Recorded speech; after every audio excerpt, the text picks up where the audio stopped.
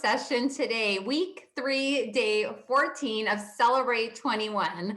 My name is Lisa Lozano, and I am a productivity coach with Century 21 University.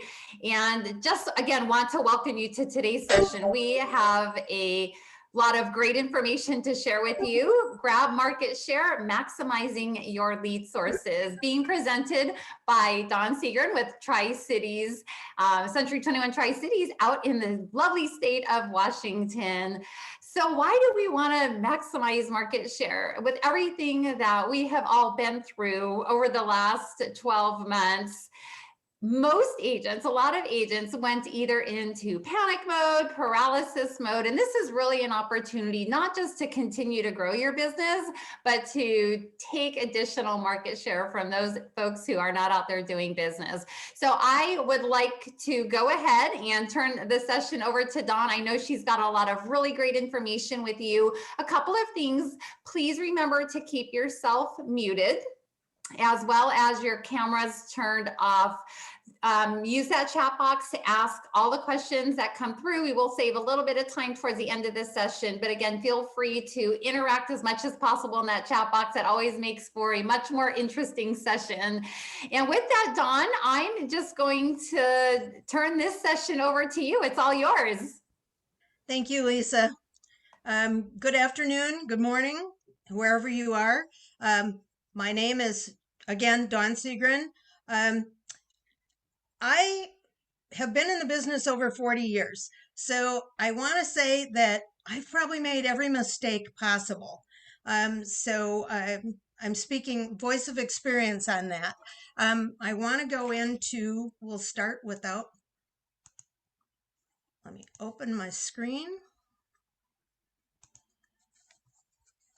And let's talk about grabbing market share.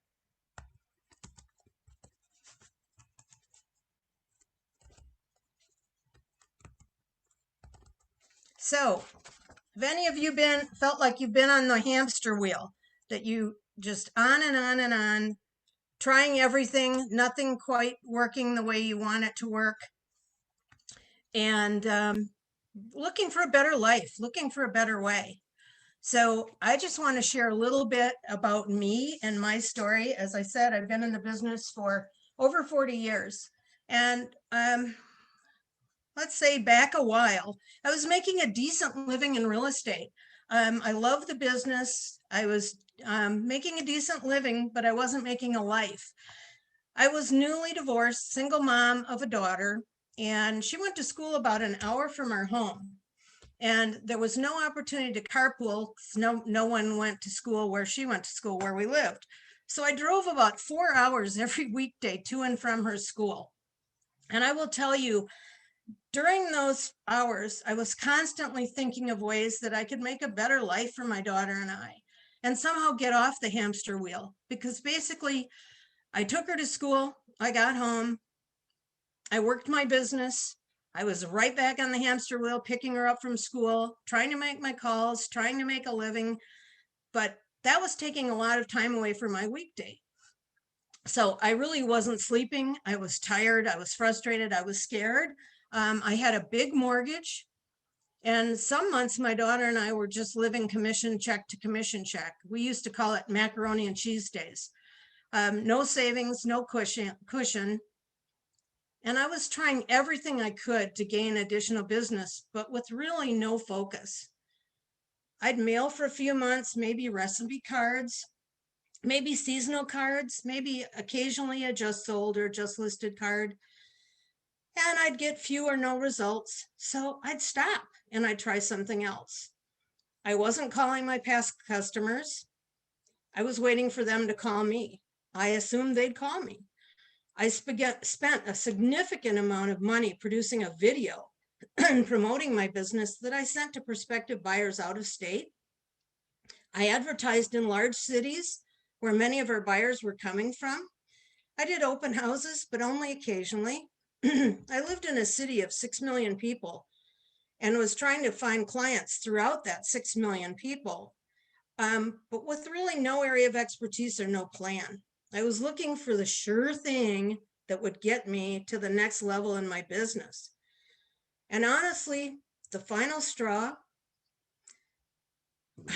was I purchased a $2,500 surefire marketing plan that turned out to be a scam. The slick salesman took my $2,500 and disappeared. Phone number disconnected, could not find him. It was gone. Honestly, I was devastated. That was a mortgage payment. I felt used, I felt tired, I felt defeated, and I thought about getting out of the business. And I talked to my manager at that time, and he suggested that I work with a coach or a mentor. So I started working with a mentor, someone that was great in my office, and that really helped me. I formulated a plan. I really focused again, and I started a small geographic farm of about 200 homes in my area in Arizona. And the change was I started working proactively rather than reactively. I started walking my farm. I started knocking on doors and introducing myself. I would walk my dogs and have dog biscuits in my pockets for others' dogs. My daughter and I would rollerblade in the area. I passed out calendars. I previewed all the homes in that area that were listed by other agents. I learned the market. I learned every floor plan. I learned every builder. I mailed pieces, but I mailed pieces that were specific and to that specific area. It was just sold cards. It was just listed cards. It was market reports. I slowly gained business through my farm and then expanded the area and took on another area that was contiguous to that farm.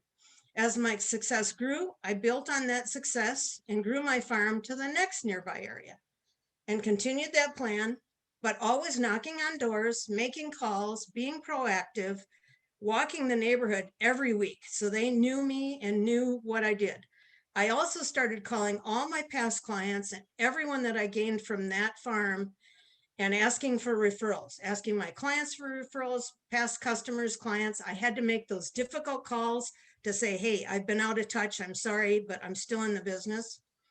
My listing base started growing, and we all know you have to list to last. I had more time for my daughter. We started vacationing again. I had more free time. I saw friends. I purchased a cabin. I actually started living a life again. And eventually, thank the Lord, my daughter got her driver's license, so I wasn't driving 4 hours a day. But why I'm saying this is I started living a life. I really made a conscious decision to focus, and you can too. So I was desperate for success, but I was working toward failure, honestly. So let's talk about market share and how we gain it. I want to mention, for one thing, NAR says that 45% of our sellers want an instant response for our agents, and 95% of our sellers want us to respond within an hour or less. And I think that can help us gain great market share just by being relentless and picking up our phones. To get on to market share, I want to say the most basic way of calculating market share is to take the total number of sales for an agent in that market and then divide the number of total sales for their market. For example, my farm, my best year, I sold 36 homes in my farm area. And out of that 36, or out of that farm area, there were a little over 200 homes sold. So I could calculate what my market share was. To define your market and to gain market share, you really need to identify your niche. And I think that one way, especially if you've been in the business for a while, to identify your niche is who are your best customers? So, and how we identify that, who do you know? And number two, where did your past business come from? Did your business come from your sphere? Did it come from a farm? Did it come from a specific demographic? And then to know who you are. What's your demographic? What's your age, your children's age? Where do you live? Are you urban, suburban?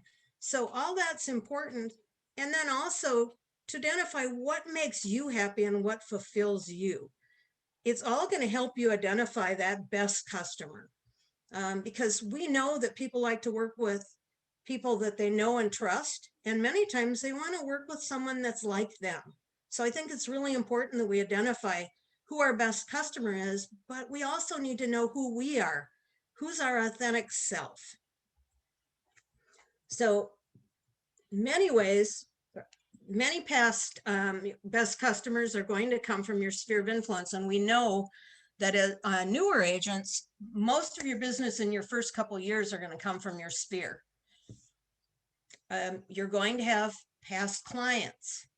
And I will say that one of the biggest mistakes I made was not staying in touch with past clients.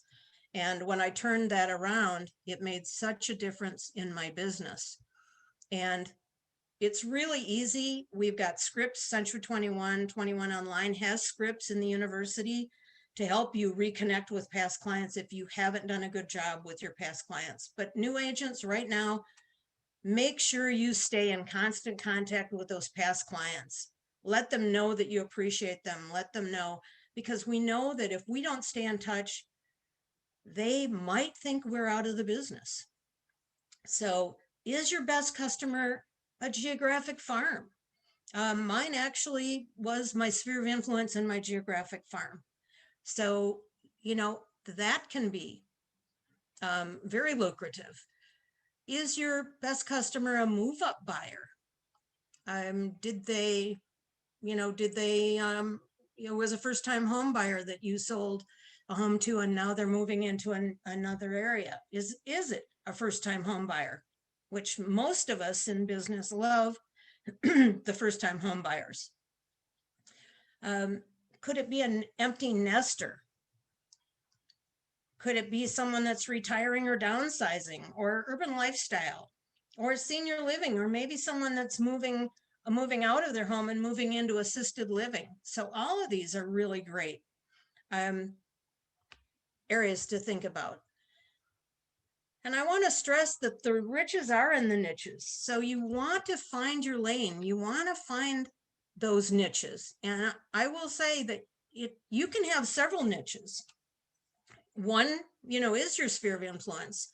One, as mine was my farm. I'm also a golfer, so my golfing friends that was another niche. So just keep that in mind, that you can have multiple niches, and the riches are in the niches, guys. So we've talked about who, to identify your best customer. And then you need to know what's important to that customer. What's important to your best customer? So when you're identifying your customers, whether they're buyers or sellers, what's important to them? I believe in what's important to a buyer. We know that when we're taking a listing, many times the reason that seller bought in that particular area was for the lifestyle, for what's available. So what's important to your clients? Is it community amenities? Is it close to parks?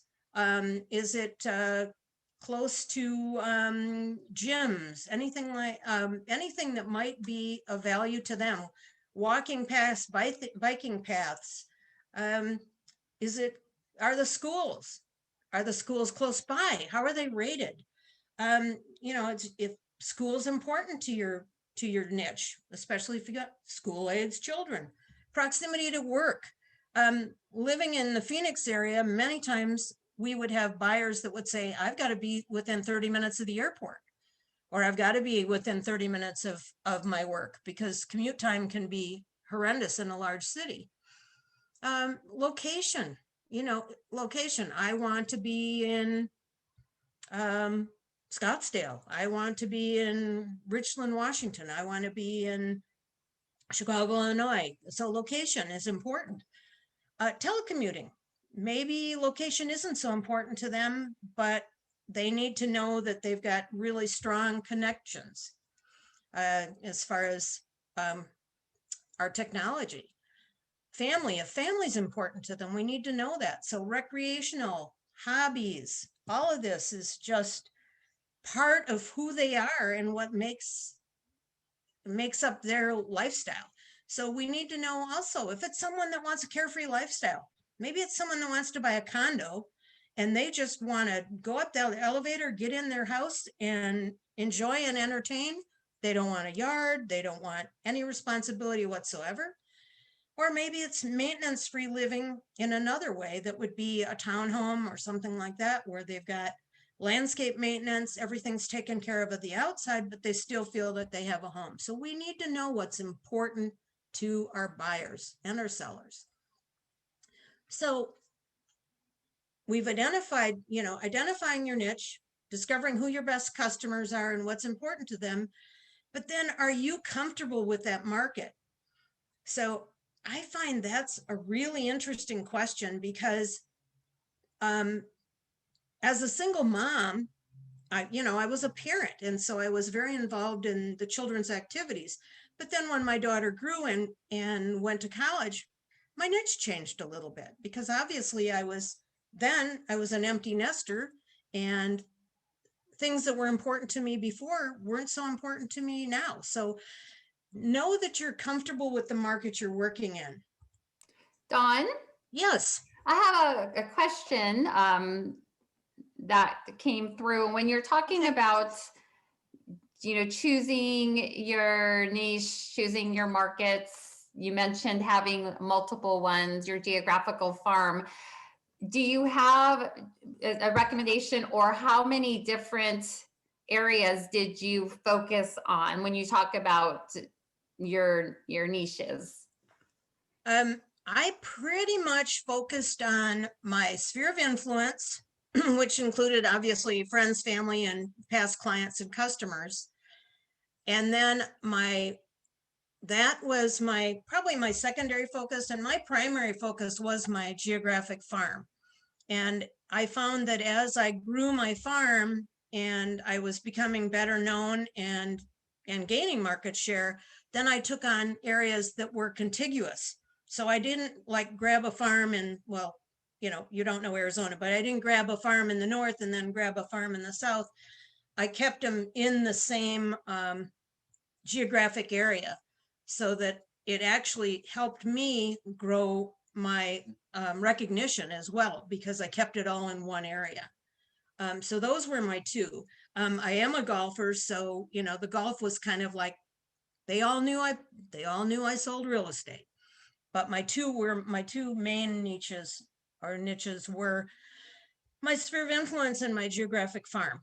And when I started working them both relentlessly, they both grew. Does that answer the question?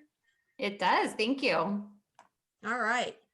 One thing about being comfortable with your market is you need to be your authentic self.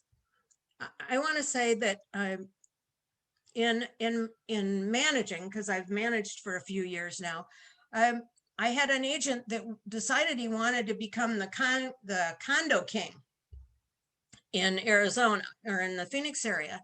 And great guy, great agent, but he lived on 2.5 acres out in the country.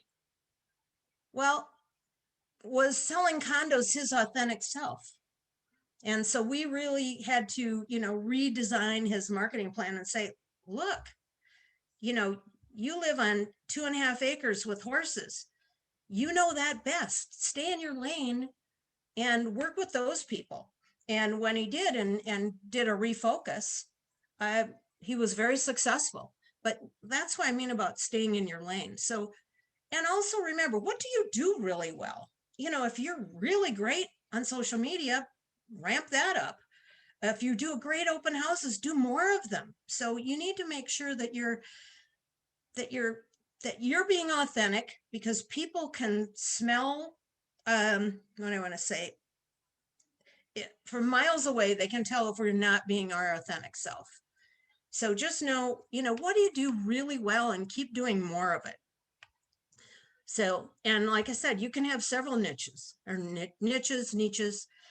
So the other thing that's really important is, are the niches that you're working, are they profitable to your business? So are you finding that you're getting the return out of there that you want to? And please don't make the mistake I did of like jumping from thing to thing. Like I said, I did postcards and then that didn't work. So I did a few open houses, that didn't work.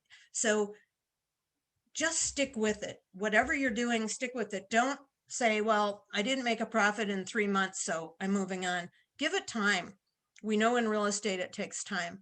So, but just know that if the niche that you're working isn't gaining you a profit and you've given it sufficient time, then think about that and think about maybe changing, selecting a different niche.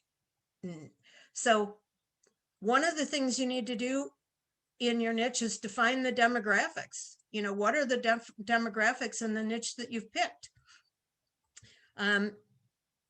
It's important to know where they're going. Who's moving to the area. If you're doing condos, who's moved. Identify who is going to be interested in buying those condos. Who's moving out of those condos? If it's an over 55 condominium development, that people are moving in as they're retiring. People that are moving out, they're probably moving out to go to assisted living, moving with their children, those kind of things. So you want to know who's moving in and who's moving out so that you can work both of those markets too. And I know I have a friend who's very successful in the business in Arizona that has made her niche working with people that are moving out of their home or townhome or condo and moving into assisted living facilities. So she's helping them with the move, helping them find maybe an estate sale person. So she does all that. So she's created this wonderful niche just with working with the elderly. And it's been very profitable and very successful for her.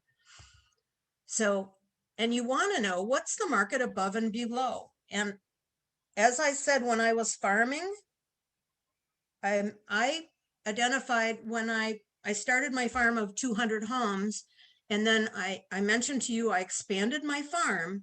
So I expanded my farm to an area that was above my market, which my market was right around 200,000. So I went up to a market that ran to about 350, 375. And then I went to a market below. Now realize 200,000 nowadays, those homes are probably selling in the sevens. But then I went to a market that was below, that maybe was at the 150. So that I could, if I had move up buyers, I was already working that neighborhood. If I had moved down buyers, I was already working that neighborhood because it was a very popular area and people often moved within that subdivision, moved within that development. So it's really great if you can identify the market above and below.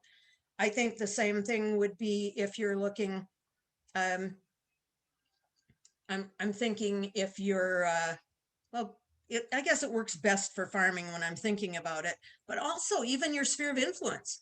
If most of your friends and most of your friends and family are, millennials or in their 40s, you're thinking, okay, where are they moving to next? They're in their 40s. They might be buying that trophy home. Millennials, they might be buying the first home. So you want to think about where they're going and what's the market above and below, because if you're going to sell their home, you want to find them the next one and vice versa. So I want to talk about ideas and best practices in defining your market. So we have any questions before I move on? We good? Yep, no questions. But what I really loved about you just talking around looking at the markets above and below, a lot of times people choose a neighborhood because of the school district or because of the proximity to the highway, or maybe it's location for where they're commuting to work. And so a lot of times they want to maybe move, downsize or move up within that same neighborhood. So I love the fact that you were mentioning that.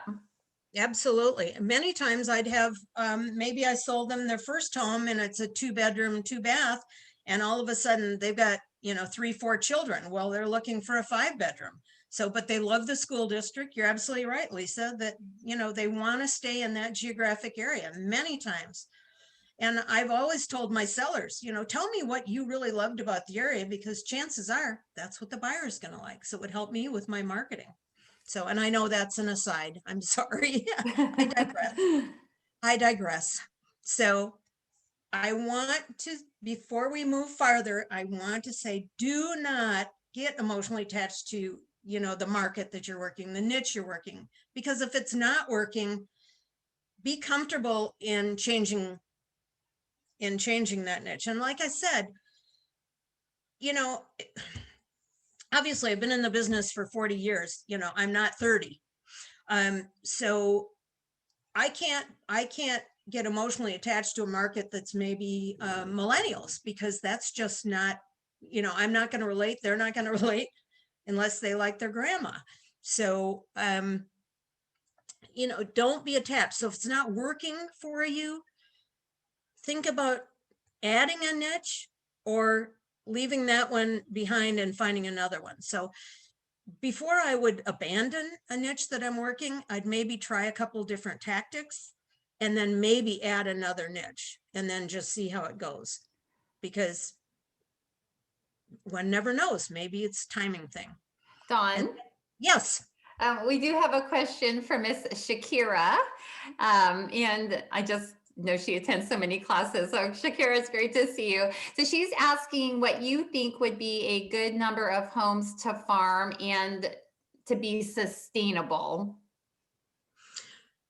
Well, Shakira, thank you. That's a great question. And Lisa knows that farming is, I was good at it. I love it. It was wonderful for me. And I started with it was about 200 homes. And when I went into management and actually moved from Arizona to Nevada, I had just over 1,200 homes. So I grew it by about 200 homes every time that I felt like my success and my marketing plan could handle taking on another farming area.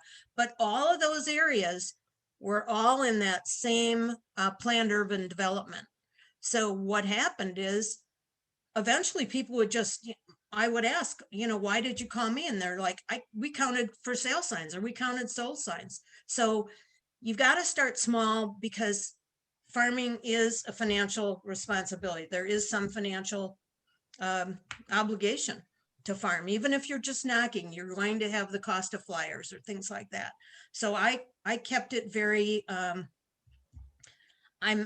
not a tightwad, but I was really careful. And about 4 times a year was when I really busted the budget with calendars or sports, like a sports magnet or things like that. But other than that, I kept it low key. But start small, because if you start big, if I started with 1,200 and I hadn't had any results in 3 months, I would have been burned out financially and emotionally. But starting with 200, it was easy to walk. By the way, since we got onto farming, I used to carry dog biscuits in my pocket. And so if I ran into someone with a dog, I'd say, hey, do you mind if I give your dog a biscuit? They're natural, whatever. I got to the point where I'd know who got a new boat, who got a new car, who was moving. The neighbors would tell me, so-and-so's getting divorced. Oh, their daughter's getting married. They thought I lived in the neighborhood. Guess what? I didn't live in the neighborhood. I lived very close, but I didn't live in their neighborhood. But they started seeing me as a neighbor. And that's, I think, the key for successful farming. And the great news is, now that we're getting out of COVID, more people are going out. I think I have agents in my company. We've been doing door hangers, but they're definitely still farming. So does that answer the question?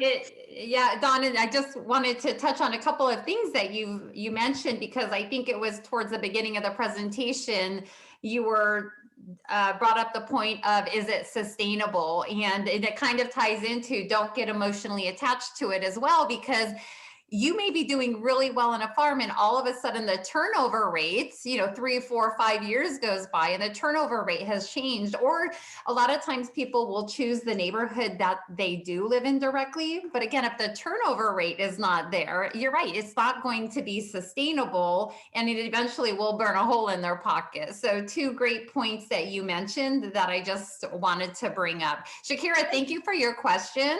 And anybody else who, has something that comes to mind, please continue to either send them to me privately or up there in the chat box. Yep, I love it. I love the questions. And I will say that, and when you're looking at turnover, if you can find an area that's between 6 and 10% turnover, you're in a good area. So you want to check your turnover rate. So I agree with Lisa completely. And the reason mine kept going and was sustainable because it was a relatively new subdivision. I started working the homes that had been in there the longest and then backed myself up. So you're absolutely right. And an area can change.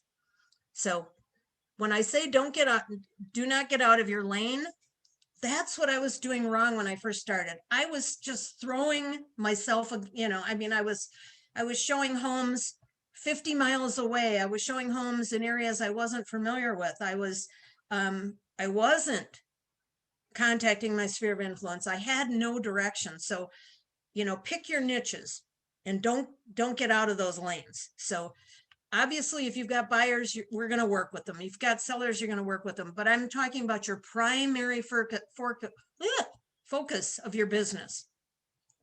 Try to stay in your lane. If your niche is going to be a tennis group or pickleball or golf, and you're really getting great results from there, stick with it. Think about what else you can do to create interest from that group. So one thing you're going to want to do is create a value proposition. Why do they want to hire you? So we want to create a value proposition. We want to create a plan of action. And that was me. I was like running around with like a chicken with my head cut off until I had a coach and an accountability coach and created a plan of action and held myself accountable. So there's so many different methods that you can reach out to whatever niche you're working. And so we want to talk about all the methods. I mean, you can mail. Social media, obviously is working for many, but I still say it does not take the place of the face-to-face. I'm sorry, that's a bad rhyme.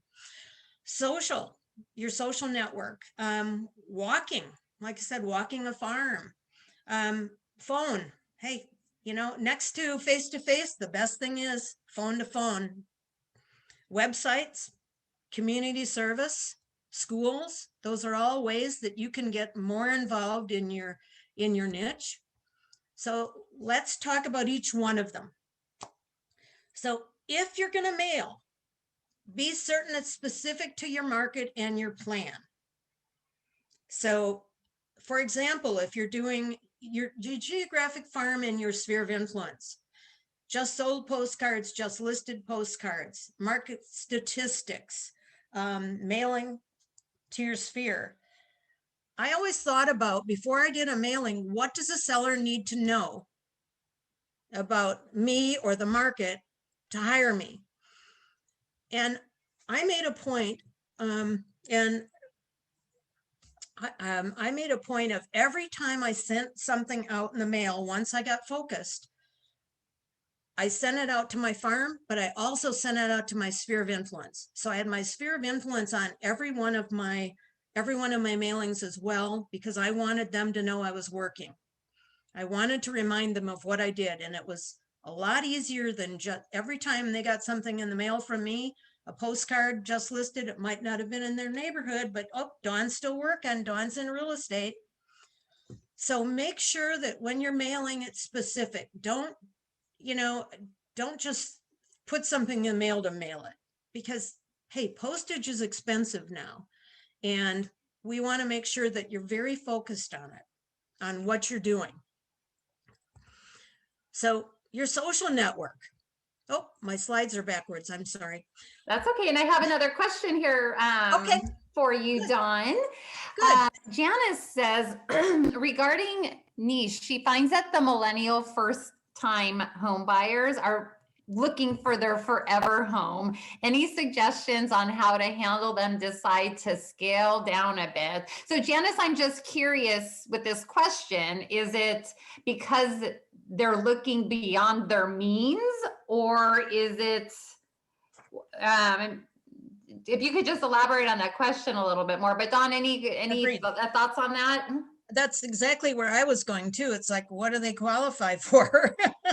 So, yeah, I'd love to have some more clarification on that question. Here we go. So it says, yes, they want more house than they can afford. I hear think that so. one. Yeah, and I think I don't know. I think with 40 plus years in the business, and I know you have all had this experience. We are counselors, we are psychiatrists, we are psychologists, we're sometimes babysitters. And I think sometimes it's like we've got to ask permission to tell them the truth. And I think just letting them know that, buying a home right now is great. And the tax benefits are wonderful and interest rates are still awesome. And you've got to take a first step. You've got to walk before you run. So let's take that first step and let's find you a home that's got most of everything that you want in the budget that you've got. And then, you know what you just said that I absolutely love is asking them for permission to tell them the truth, to be honest, because I think if you have that conversation initially, then when you do have to be firm and let them know what reality is, you've kind of set that expectation of them to say, hey, I'm probably going to hear something I may not like. So I really like the fact that you just mentioned that. that's my usual verbiage when I'm working on a price reduction too. Yes, and Janice says, walk before you run. Bingo. Thank you, Janice. So yeah, I think that's what we need to let them know that, hey, buying a home is a great first step toward, building your life and building your lifestyle. But, this is probably not your final home. So it's just like, our kids grow out of their clothes. You're going to grow out of this house, but let's find you a house that's got most of the bells and whistles that you want. I'm your fairy godmother. Tell me what you're looking for. Let's see how many of those things we can find for you. And then start gaining some equity, start establishing yourself, and then we'll find you your next home. I mean, I was married to a builder, so I moved over 25 times in the 25 years I was married. So I didn't get attached to homes. Yes, Shakira says champagne tastes on a beer budget. So true. Yeah. Audrey has a comment. I love it. It's true. Maybe you can give them that champagne experience on that beer budget. But Aubrey also says that she finds that the root of that is that they don't want to move a lot, the fear of losing connection to neighbors. They don't want to pack. They don't like changing their address on all their paperwork. So to be a resource to them and help them ease those fears. I love that, Aubrey. Absolutely. And we know that we can do a lot of that for them. I mean, from doing their just sold cards. I used to do that for my clients. I'd say, hey, give me a list of your friends and family. I'll send just moved address change cards for you. Well, it also accomplished another thing. I got all the information of their friends and family. So I mean, there's a lot of ways that we can help ease their pain. And I think that's probably with a first-time home buyer more than anyone else. They need us to be hand holders. They need us to be their partner. I always spoke in we're going to do this. So they always knew I was there on their side. And you're right. I think millennials, that could be a big situation. And I think we just have to be honest with them and let them know we'll help them every chance we get along the way. And this is just their first step toward building their life. So. And those millennials are going to be your future clients as well, because at some point they're going to want to move up. Absolutely. So, and that's what we want. We want them to move up.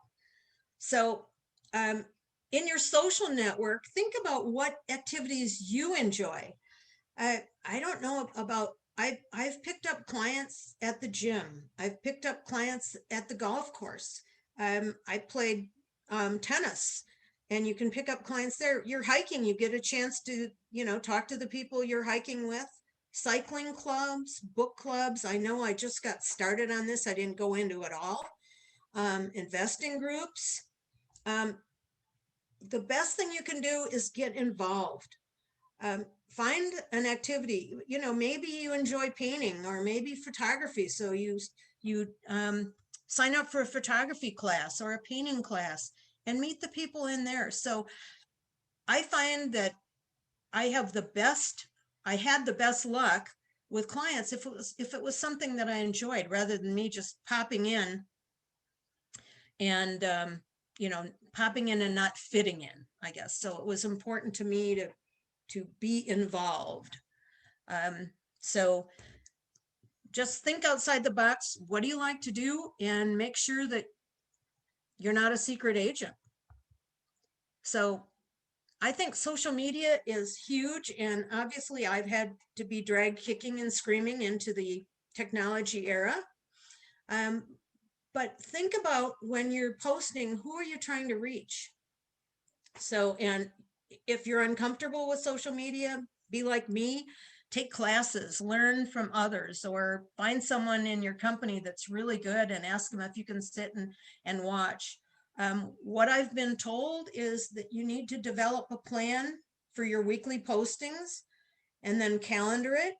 I know there's books out there on social media. I'm trying to remember her name. Lance does a book. It's called Get Social, or Let's Get Social. It's an amazing book on teaching you how to post. They always say, don't make it all about real estate, make it about you. So people start knowing a little bit more about you. You heard me say I walked a farm. So when I first started walking my farm, I had to think about what my script was. What was my script? What were my handouts? And why? Why was I walking? What was my purpose? What was I trying to accomplish? We know that my purpose was generating leads. I found that when I walked, sometimes I would meet, I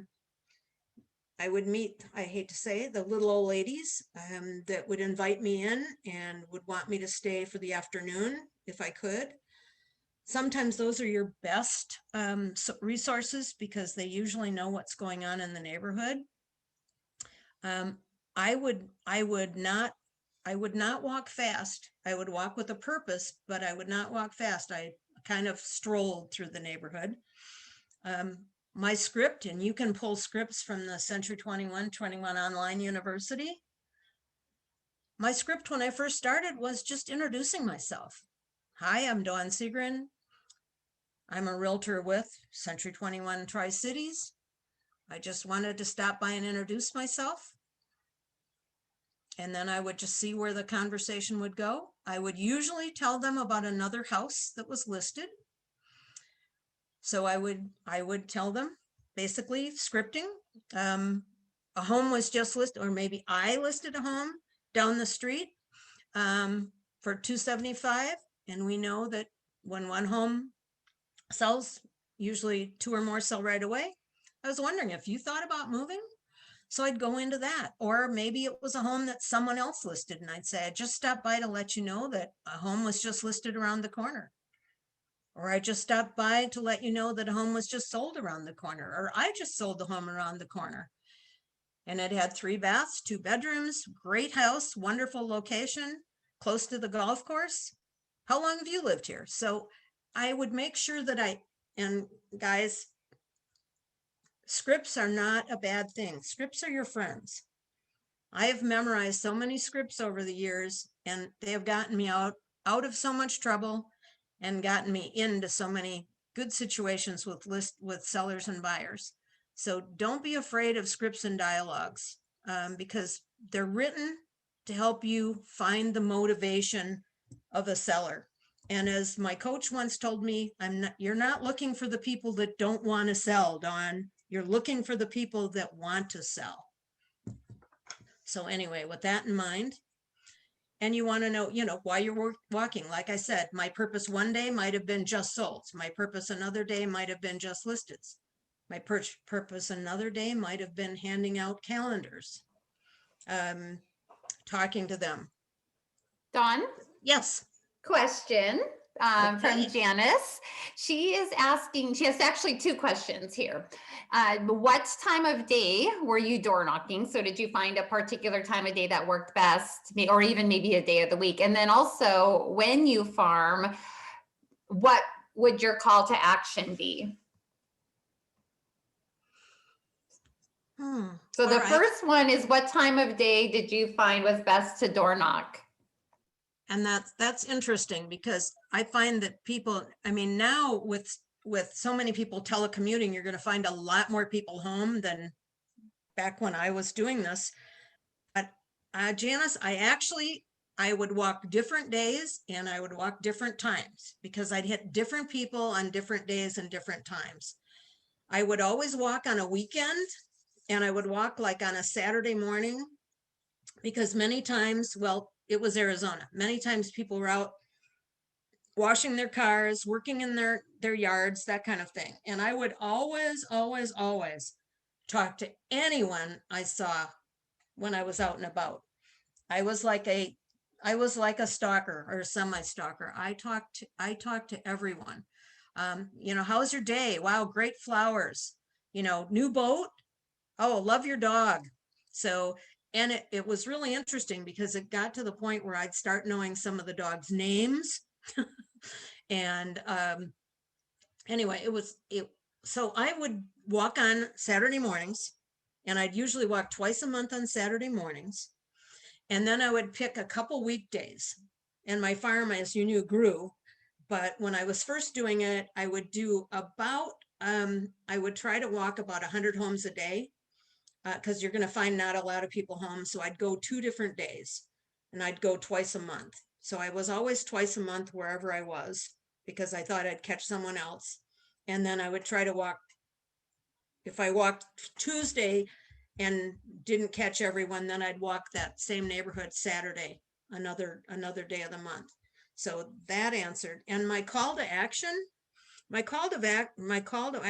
have been whatever, if it was, well, my call to action was always, I was always looking for listings. So my call to action would be either, I just sold a home in your neighborhood.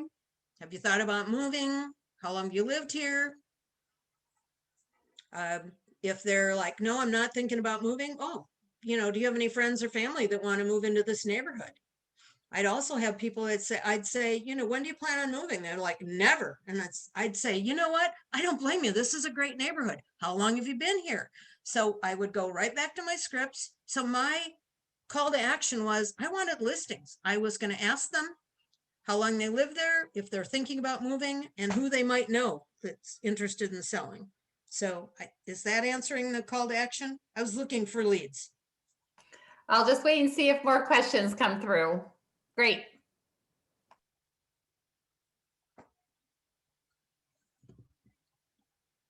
That answer it? I think so. Okay. Yep, she says yes. Thank you. Okay, but it's funny about walking, and I hate, I mean, obviously I'm talking more about farming than a lot of other, but I'm covering most of it. What I loved about walking is you're getting great exercise.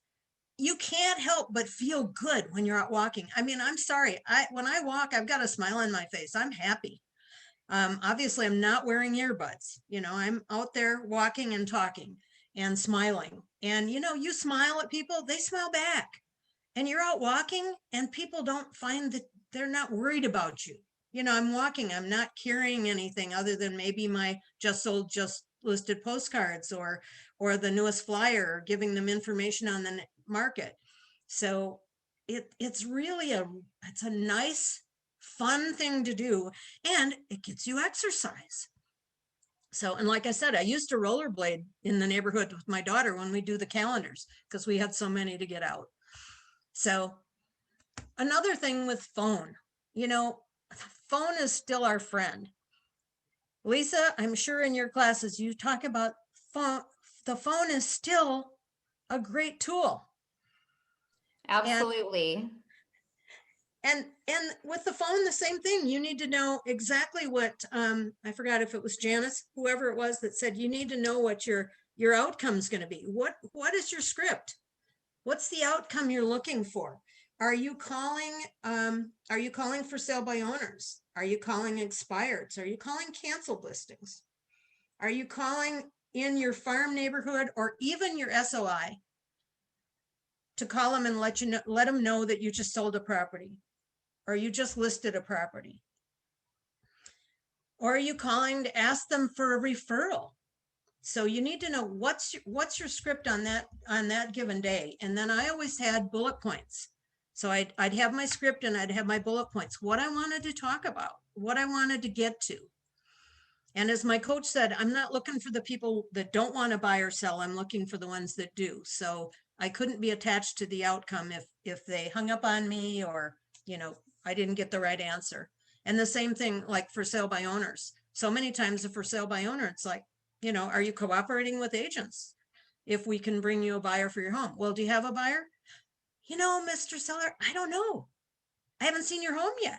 So you just got to know, you've got to practice, you've got to know your scripts and you got to know what to say because it will make such a difference in your life. I mean, I'm not reading these guys. They're in my head. They're internalized. You've done them long enough. They're there. And I really, really urge you all to work on your own scripts. Either pull ours from C21 or pull them from a coach. Tom Ferry, Mike Ferry all have scripts. Brian Buffini has scripts. All the great coaches have scripts. Find who that you relate to and learn scripts, learn dialogues. It's so important.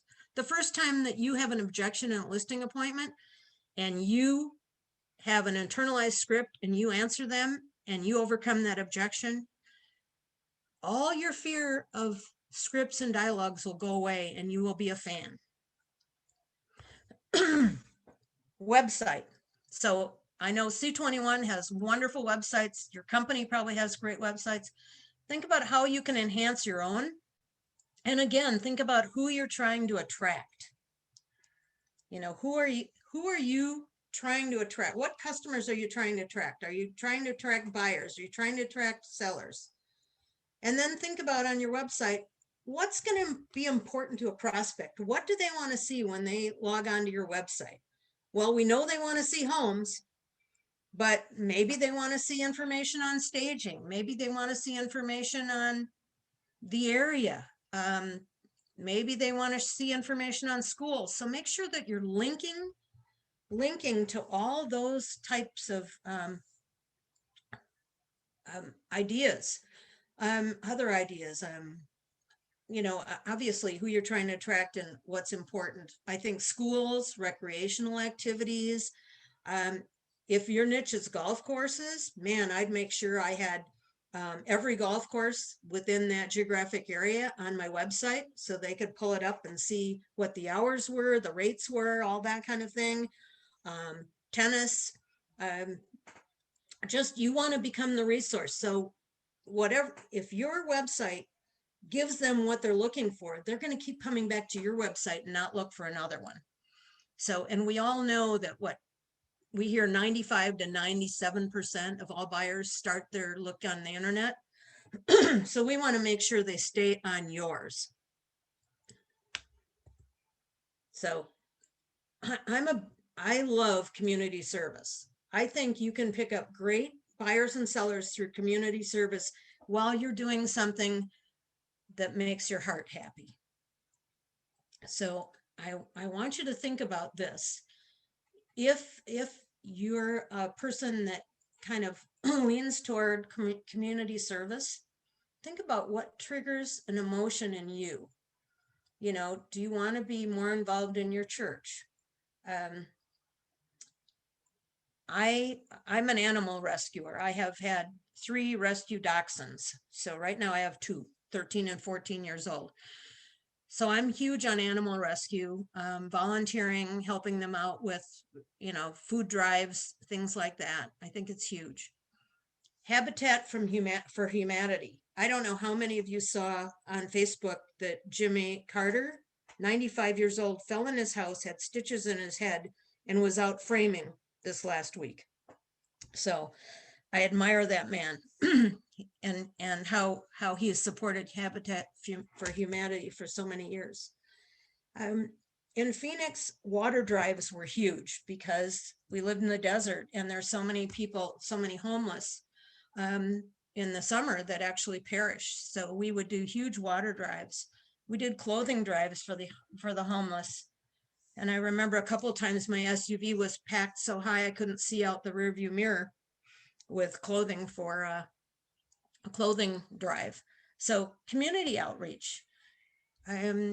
Many times our community, we just had wildfires. So our office collected what they were looking for the wildfires.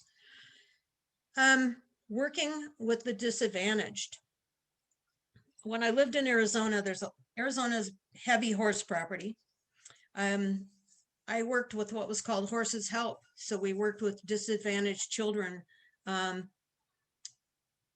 working with them and letting them get to know horses and ride the horses and start feeling comfortable and more emotionally comfortable around the animals. And horses are very intuitive if you're not aware. So it was a great opportunity. I think what other. So this is schools can be huge and it can be a great niche too.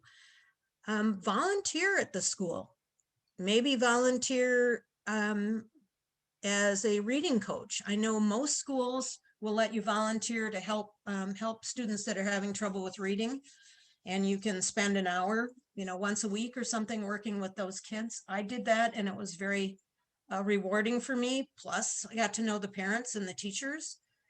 Sponsoring a sports team. Many times you can, for a minimal amount, you can sponsor a sports team and be on their website and in their newsletter and those kind of things. So, I mean, that can be another way. So you want to reach out to the school, reach out to, if you know someone that's a teacher, or even just reach out to the school itself. Just say, I'm really interested in helping out. If there's something I can be doing to help you with your, filling a need. So just don't be afraid to reach out. Dawn?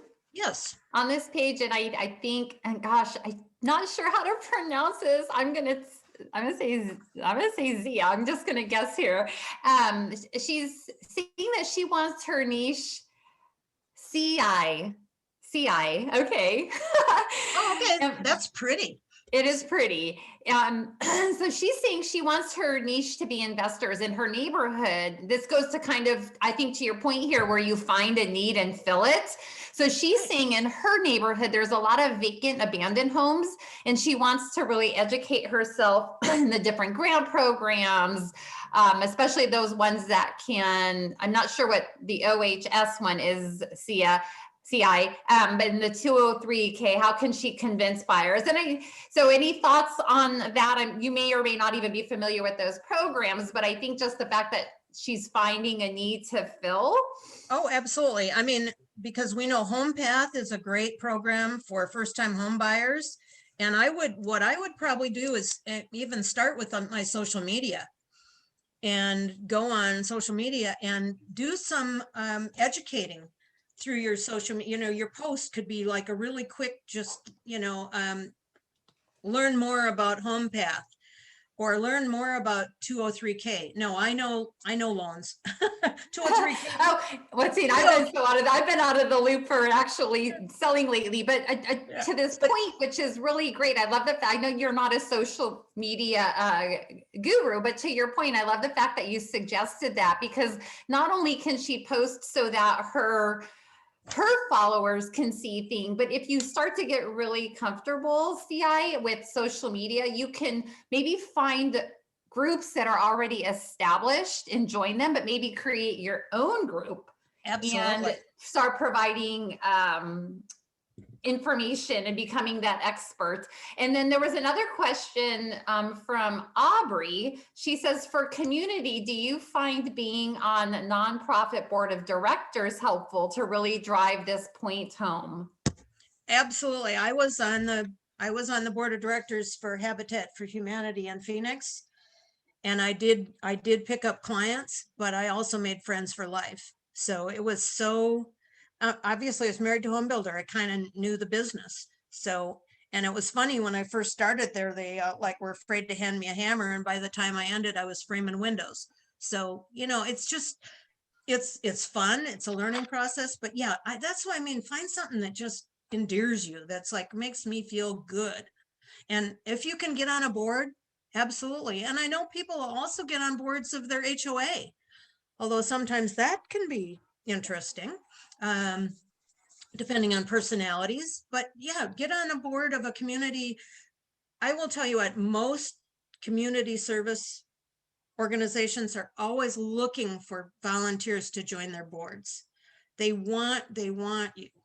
And I think it can be great. It can become, a team lead, be on the board of directors, see what you can do.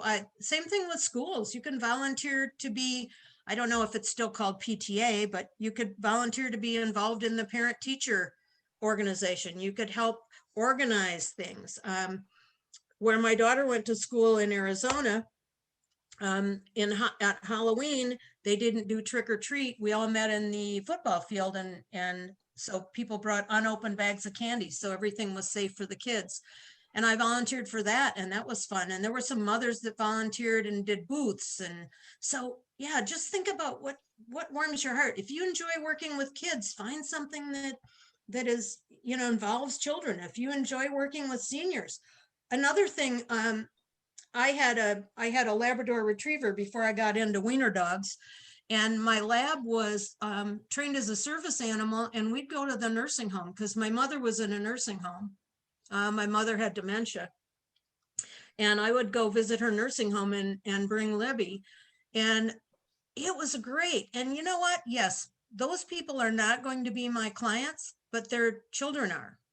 And so I did actually pick up a couple clients from the nursing home, the assisted living center, and actually sold a home to one of the nurses that worked there as well. So yeah, just think outside of the box. Think about what you enjoy and think about what goes on in your life. So obviously, it was going on in my life, and I was bringing the dog in to visit my mom because my mom loved Libby.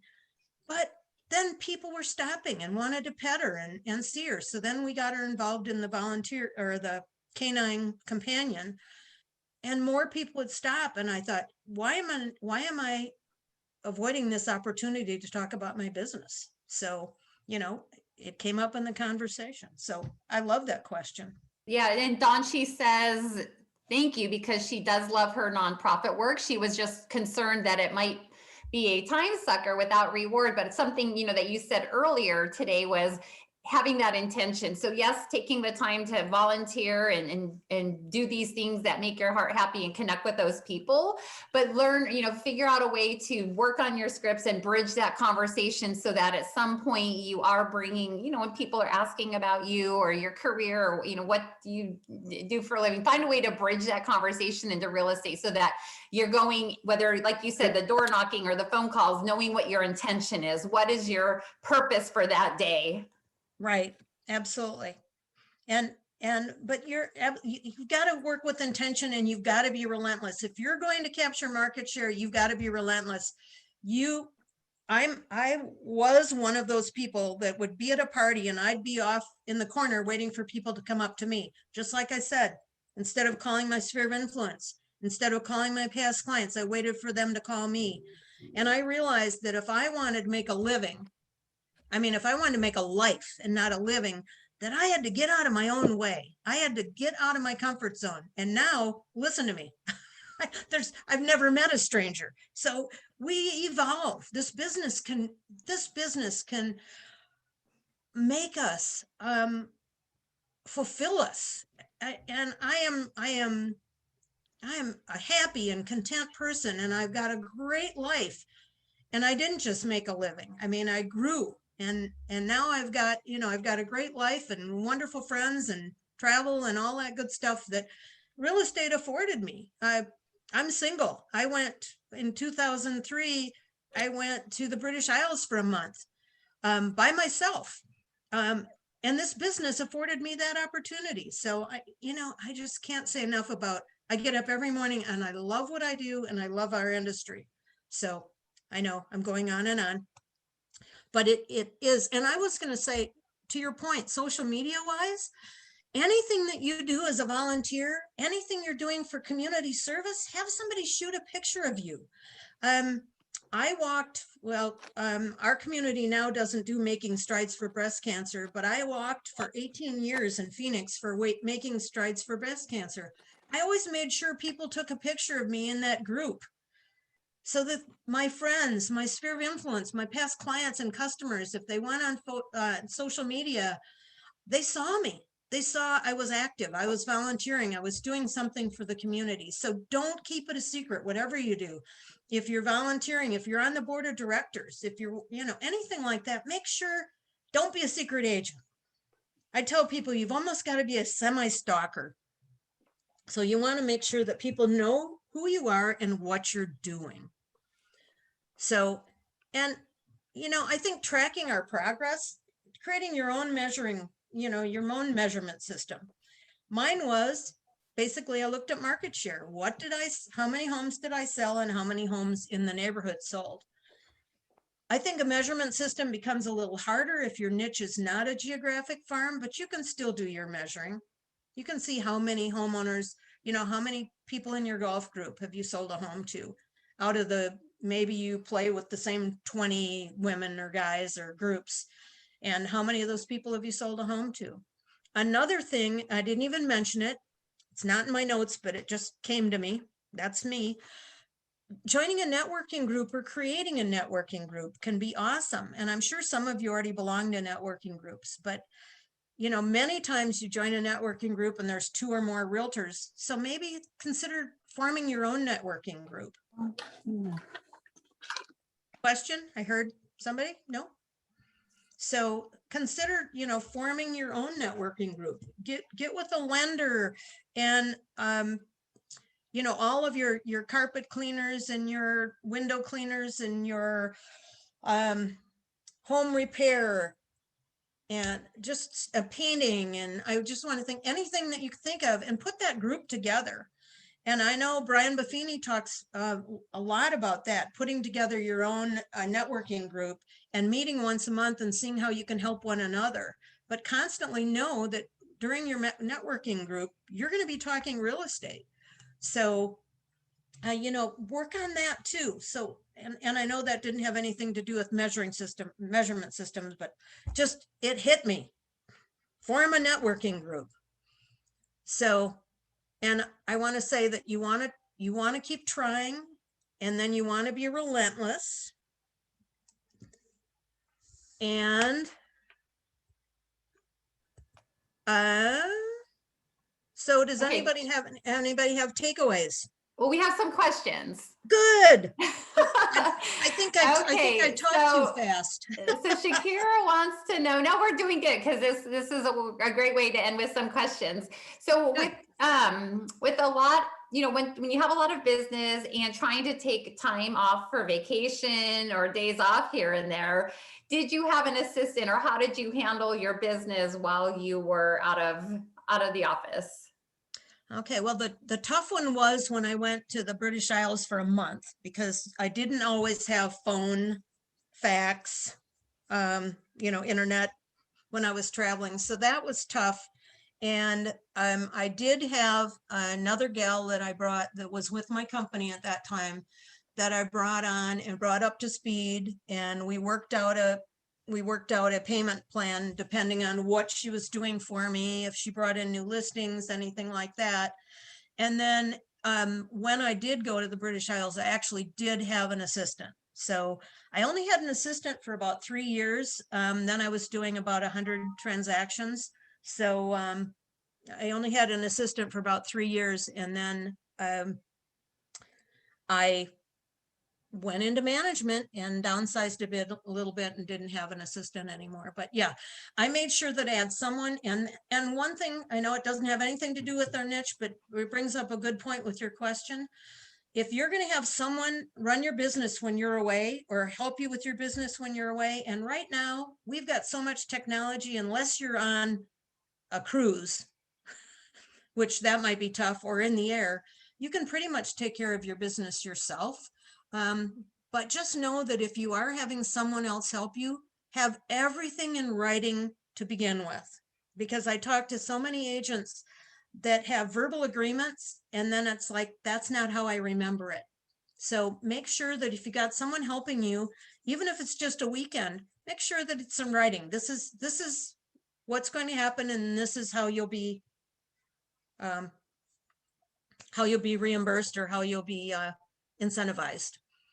So that makes sense. It does. I had seen this is more of a comment by Keith.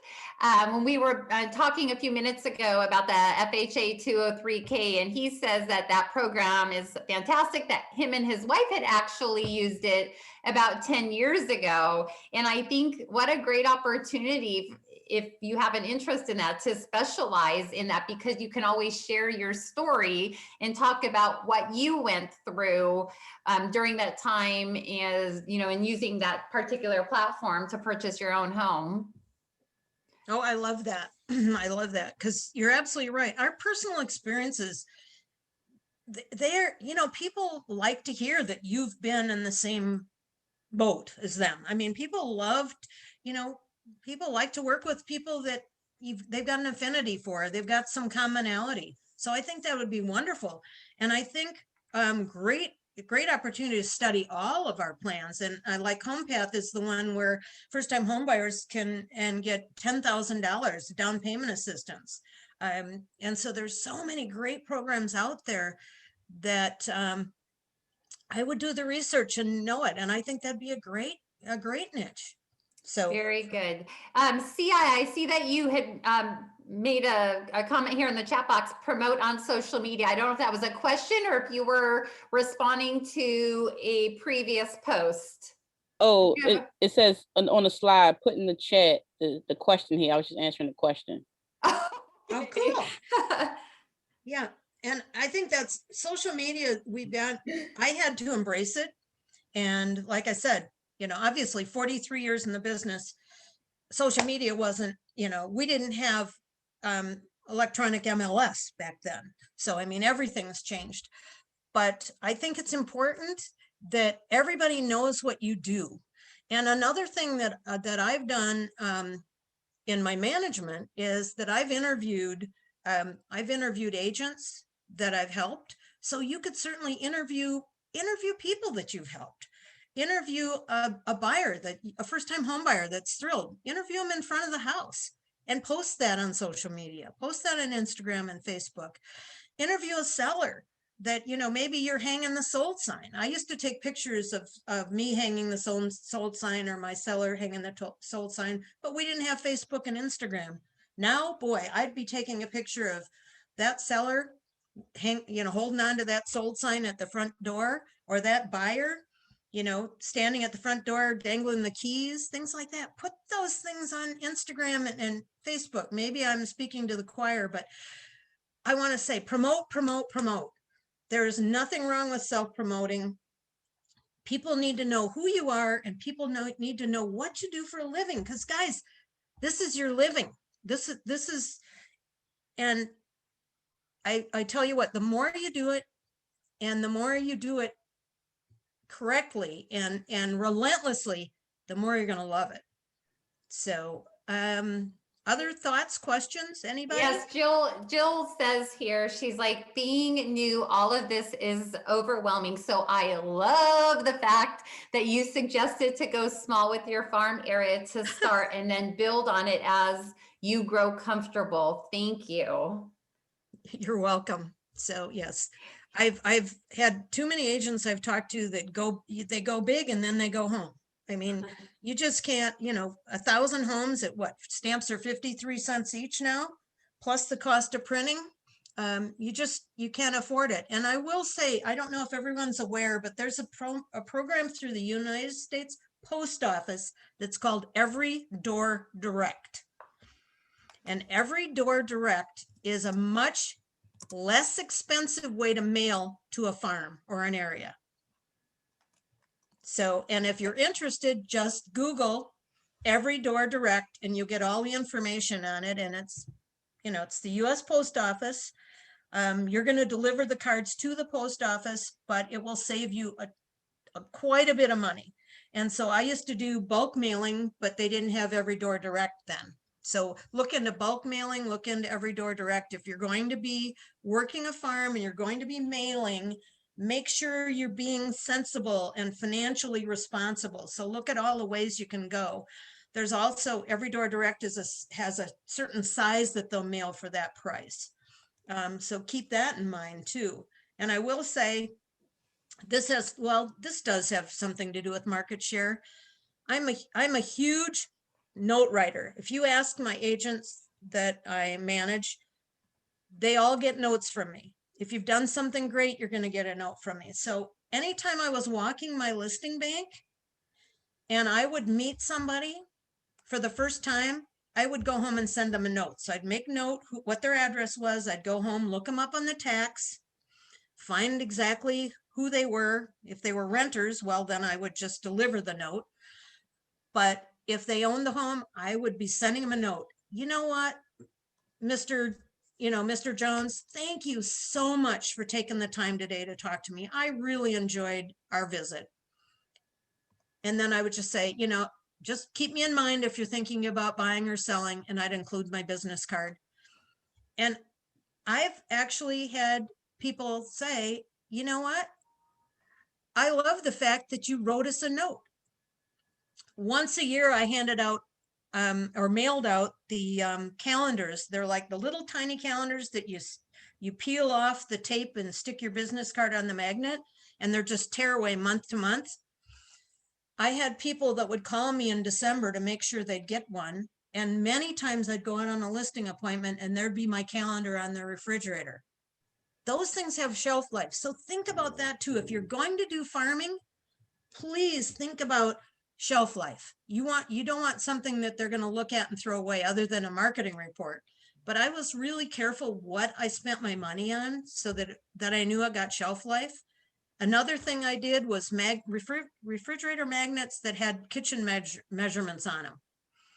I'd find those all the time. People still had those on their refrigerator because women need to remember the conversions, or men, cooks need to remember conversions. I'm sorry, I was not PC. I apologize. So anyway, Question. Yes. So with your farm, you had mentioned earlier about door knocking and then talking about the mailing pieces. So did you break that up? Did you determine how many times annually were you walking? Were you then in between mailing out pieces in between? How many touch points were you having a year? Okay. Well, I actually, I've read The Millionaire Real Estate Agent by Gary Keller, which is very good. And he says you have to touch people 8 times. And most everything else I've read says the same thing, that you've got to touch people 8 times. So I would walk, I told you I walk 4 to 6 times a month, depending on the weather and everything else. But I would make sure that once a month I walked by every one of my houses and my listings. So once a month, everybody would see me, or I'd cover all my space.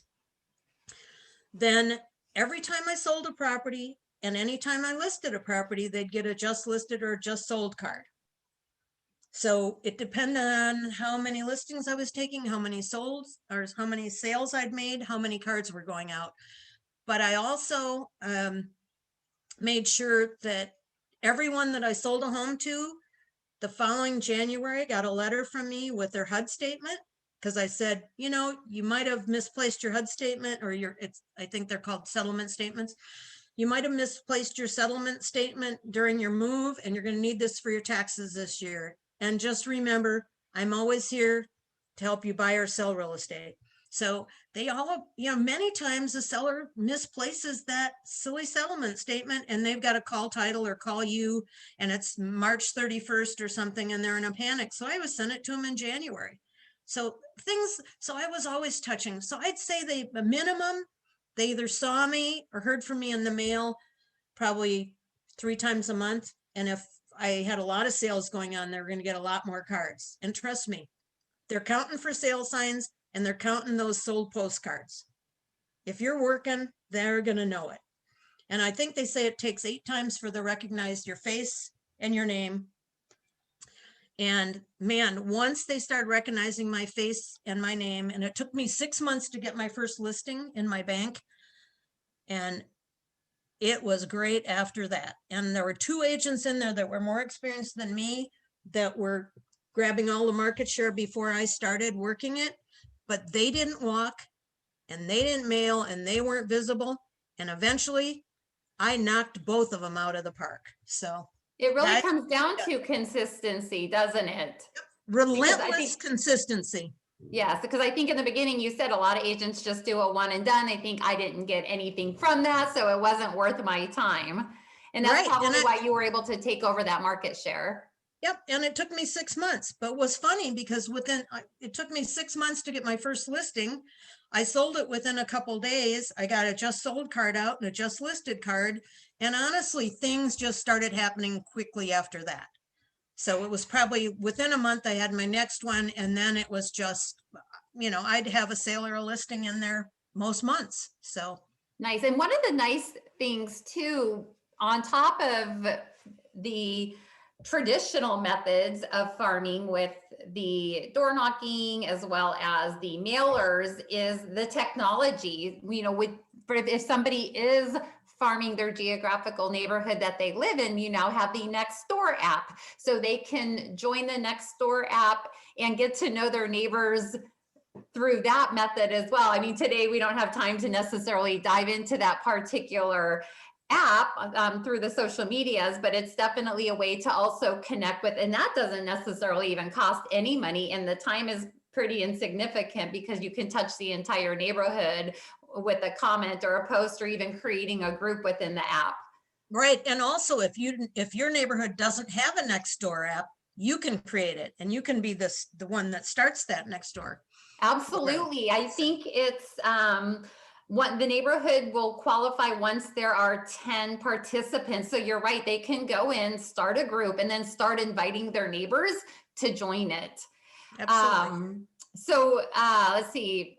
Frank is asking if you have any suggestions on getting a list of addresses for all the homes in the community that you are farming. Well, I started I went to the title company and got a list of addresses. And then as I got better at it, I compared the list with the home ownership so that I'd see if they were renters or homeowners, so that my script would be different if I was talking to a renter. But the title company can usually provide them, and they will provide mailing labels. But I will tell you what, I never did mailing labels. I always made sure that I printed them on my printer because I didn't want it to look like that. And if they got a note from me, it was always handwritten. Now, I know in some areas, and I guess maybe because I've been out of the loop for so long, but in my area, my county, the title companies are a little bit more restricted about providing items of value to agents because of RESPA. So you may, anything that, and that's the thing, anything that we've talked about today or suggested, make sure that you check with your leadership team to make sure they are applicable in your local communities. True, absolutely. And also you can also get, usually if you can't get it from title, you can get it from going into your county, like your county records, the recorders, assessors. And you can pull addresses from there. So and sometimes it's more work. Nancy's asking, how do you determine whether they are renters or not? Well, you can usually look on the tax. Well, if the owner is honest, they're going to put in there most of the time on your assessor, it's going to show if it's an owner or if it's classification, renter own. It's like in Arizona, the tax is higher for a rental property. You have to charge tax on your rental, on your lease. So I could tell. And And some, also, again, some of the title companies used to be able to pull those labels for non-owner occupied versus owner occupied. Again, if they're able to do it today or not. But I think even just Googling resources, you could probably find a company that will charge you a fee, but you can at least get the information. right. And you can also send, if you can get a list of homeowners, you can also send it, if you want to, you could send it to occupant if you don't know the name of the tenant, but I would send it. And then I'd also go in, if I discovered that it was a rental property, if I talked to the renter and discovered it was a rental property, I'd look it up and find out who the owner was, and I'd call them, find out if they wanted to buy more investment properties or if they're interested in liquidating. So there's so many different ways. I mean, our business, there are so many ways to make money in our business, but you know, the purpose of our content today was find your niche or niches that you're comfortable with and be relentless, whether it's farming or social media or open houses. You know, if you're great at open houses, do more. We had a multi-million-dollar producer in Arizona. He made $1,200,000 in commissions the last time I was in Arizona. He started his business by taking a house that was vacant and making it his own, and he sat it open 7 days a week. So there's so many different ways. Even open houses can be a great source of income.